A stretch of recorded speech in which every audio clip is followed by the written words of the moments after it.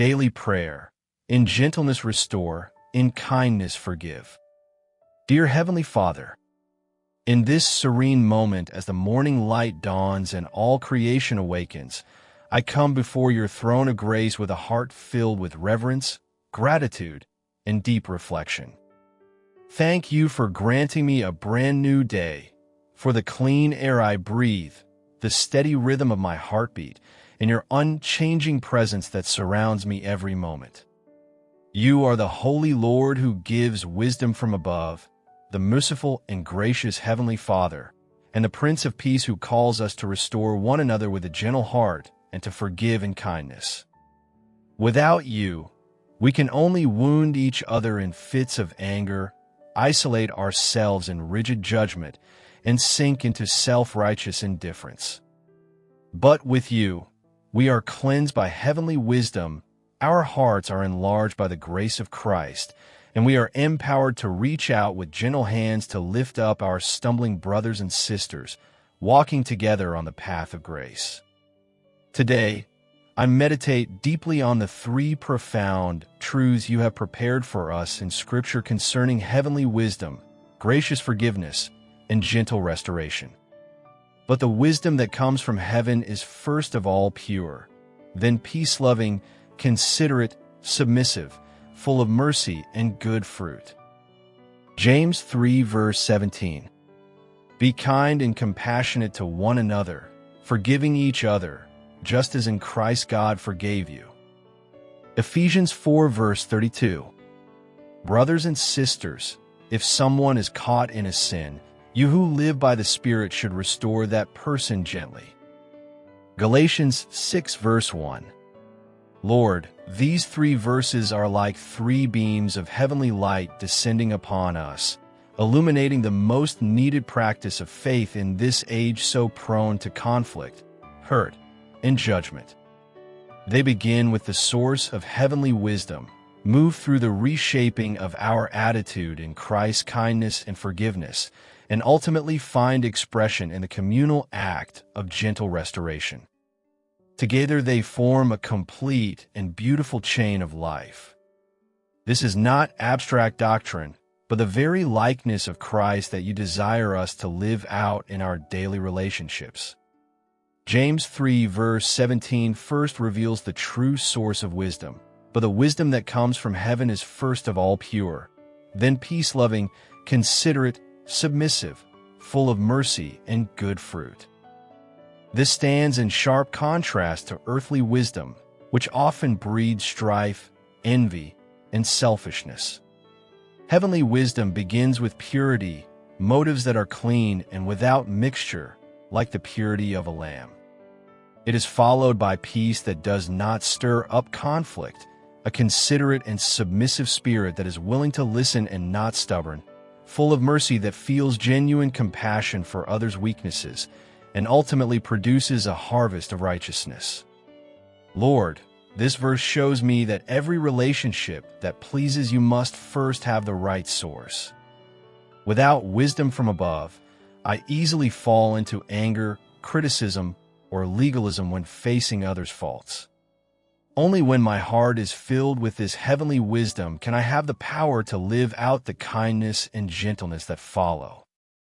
Ephesians 4 verse 32 then transforms this wisdom into a concrete attitude for life. Be kind and compassionate to one another, forgiving each other, just as in Christ God forgave you. These words point directly to the core of how we relate to others. Kindness is the active expression of grace, compassion is the tender response when we see weakness, and forgiveness is the practical application of the gospel. You do not ask us to forgive others because they deserve it, but to follow your example of forgiving us unconditionally in Christ at such a great cost. As I reflect on this verse, my heart is filled with both gratitude and shame.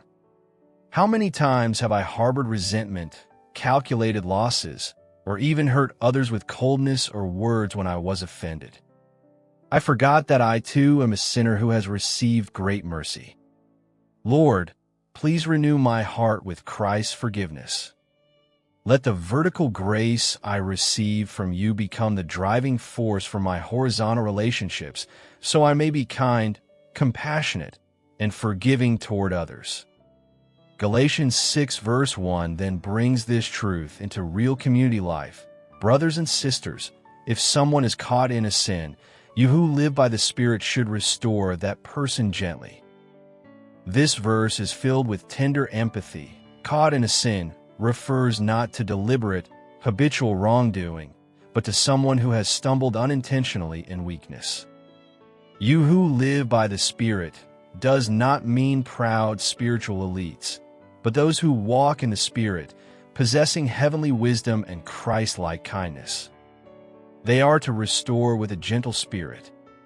The word restore carries a medical image in the original language, like resetting a dislocated joint or mending a broken net, requiring great patience, precision, and love. Without gentleness, excessive force can cause secondary harm and drive people away.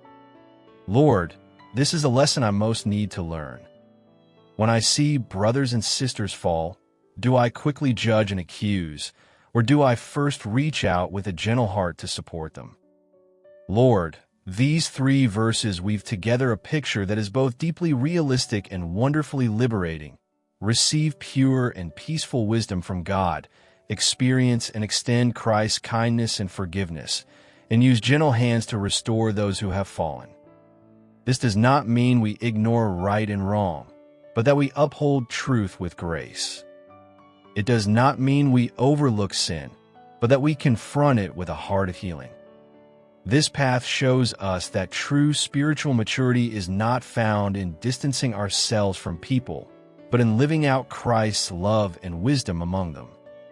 Lord, through these 3 verses I have gained deeper reflection and examination of my own life. Have I often lacked wisdom from above, making me rigid and impatient in relationships? Have I forgotten the forgiveness I received when offended, and found it hard to respond with kindness and compassion? Have I been quick to judge and criticize when seeing others stumble, yet slow to restore them gently? I confess that my heart is often bound by self-righteousness, resentment, and indifference, leaving me both lonely and bitter. I repent of my lack of wisdom, lack of kindness, and lack of gentleness. Shine your light on every hidden hardness in me. Cleanse me with heavenly wisdom, renew me with Christ's forgiveness, and fill me with the Holy Spirit's gentleness, so I may become a person who brings peace, shows mercy, and restores others. Heavenly Father, I also bring my family before you in earnest prayer. Please guard the physical, mental, and spiritual health of every member of my household.